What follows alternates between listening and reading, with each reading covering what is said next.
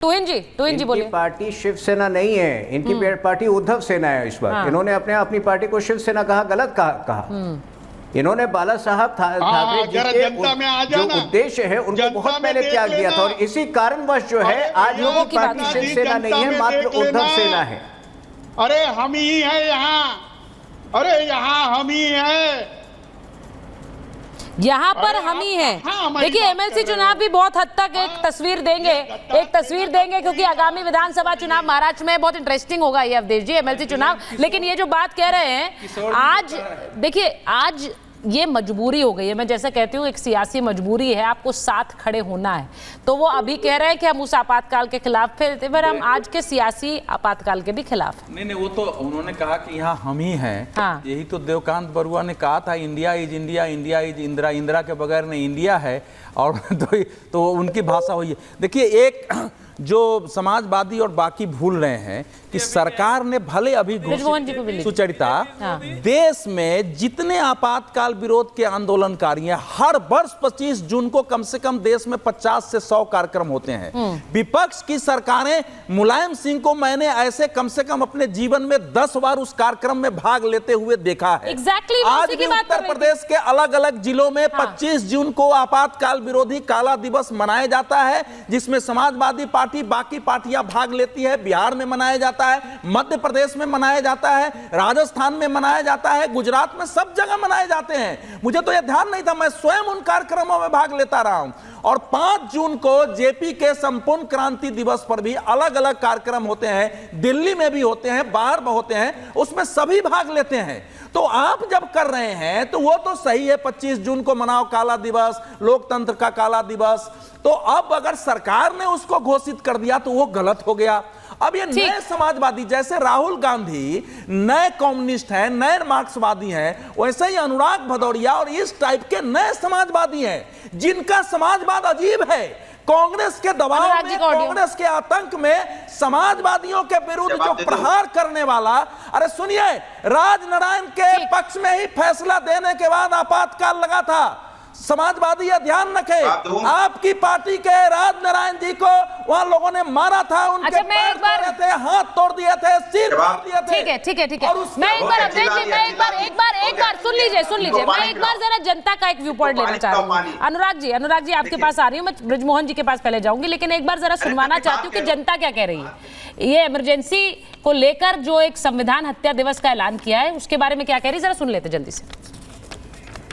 25 जून को जो इमरजेंसी इंदिरा गांधी जी ने लगाई थी, वो बिल्कुल ही बहुत ही गलत स्टेप थी उनकी। उन्होंने इस तरह का कृत्य करके सरकार को गिराकर और संविधान की हत्या की थी। सरकार बिल्कुल सही सही निर्णय लिया है।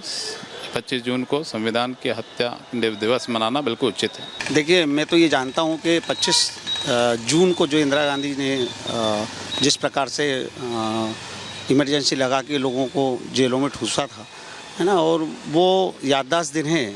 और यदि मोदी जी कोई संकल्प लेते हैं या कुछ करते हैं तो जागरूकता अभियान होता है, और मैं इससे सहमत हूँ। हमारे देश में हर तरह की लोकतांत्रिक जो सुविधाएं थी उस पर इन्होंने पाबंदी लगा दी थी, सबको जेल में डाला था। हमारे पत्रकार, मीडिया से लेकर सभी को उन्होंने जेल में डाला था, और वो संविधान को लेकर जो उन्होंने छेड़छाड़ करी और उन्होंने इस तरह से जो काम किया है उसकी घोर निंदा होना चाहिए। और जो सरकार कर रही है वो बहुत अच्छा काम कर रही है। अब मैं ब्रिजमोहन जी के पास, ब्रिजमोहन जी और अनुराग जी को लीजिए जरा स्क्रीन पर। ब्रिजमोहन जी, अभी किशोर तिवारी जी आप पर आरोप लगा रहे हैं, वो कह रहे हैं कि वहां महाराष्ट्र में एमएलसी चुनावों में खरीद फरोख्त हो रही है, वो एक तरह से इमरजेंसी है, वो एक तरह से आपातकाल है, वो कह रहे हैं। आ रही हूँ अनुराग जी, आ रही हूँ, एक बार जरा उनका रिएक्शन लूंगी उस बात पर। आरोप लगाया किशोर तिवारी ने, ब्रिजमोहन जी जवाब दीजिए।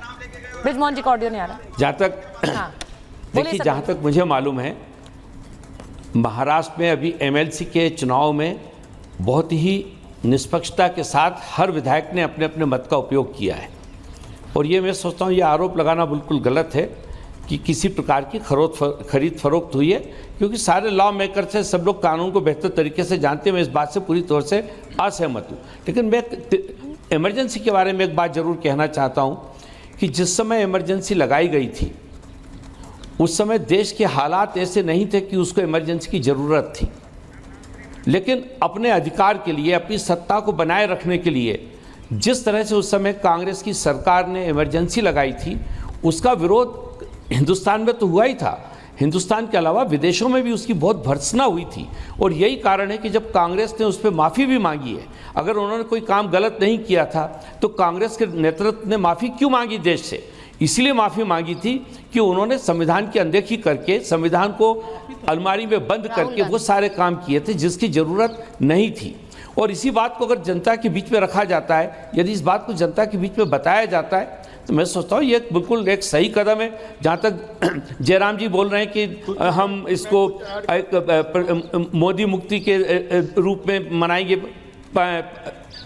4 जून को, तो मैं सोचता हूँ ये पूरी तौर से पता नहीं किस भ्रम में जी रहे हैं। आज भी आदरणीय नरेंद्र मोदी जी की लोकप्रियता का जो ग्राफ है वो आज भी इस हिंदुस्तान में सबसे ज्यादा है। आज भी लोग उनके कहे ऊपर विश्वास करते हैं। और मैं ये मान के चलता हूं कि ये जो कांग्रेस जिस प्रकार से ये दिवस मनाना चाहती है, मोदी मुक्ति दिवस, तो पूरी तौर से वो खुद को भी भ्रम में रखे हुए हैं और साथ ही साथ वो देश के लोगों को भी भ्रम में रखना चाहते हैं। मैं सोचता हूँ उसका कोई असर मतदाताओं के ऊपर नहीं होगा। हाँ। देश के नागरिकों पे बिल्कुल नहीं होने वाला। गलतफहमी है।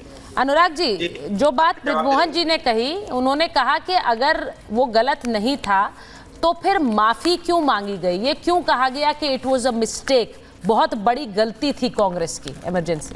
अब मैं बोल दूं अगर आपकी इजाजत हो। नहीं इजाजत। देखिए मैंने आपको क्या बोला, उस आपातकाल में समाजवादी लोग लड़े थे संविधान बचाने के लिए, गए लड़े, संविधान को बचाया और सरकार को खाड़ फेंका।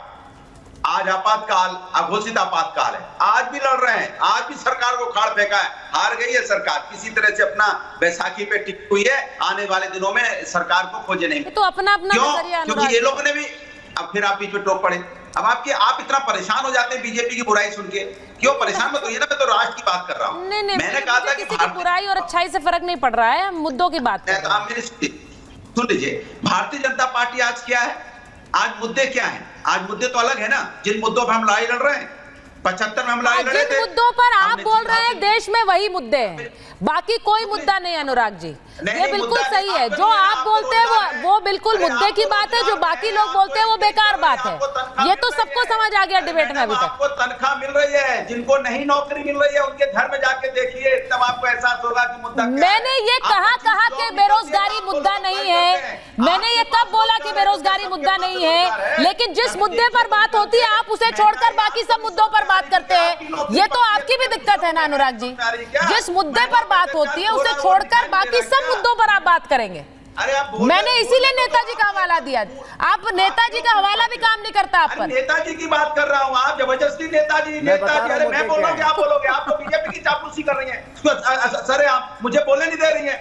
अरे मैं बोल रहा हूँ, आप बीच में कहाँ कूद पड़ते हैं? आप तो दूसरों के बीच में नहीं बोलते, मैं बोल रहा हूँ क्यों कूद पड़ते हैं आप? आपको बड़ी चिंता हो गई। इतनी चिंता थी तो आपने क्यों नहीं यहाँ पे, जब यहाँ चुनाव हो रहा था तो निष्पक्ष बात करते ना, तब तो बीजेपी का झंडा उठा रही थी। भाई ये अगर कोई मान ले कि अनुराग भदौरिया को बोलने नहीं दिया जाता, ये भी मैं बता रहा हूँ, तो फिर अगर ये कोई मान लेगा ना सर कि आप बोलते नहीं है डिबेट में, तो फिर ये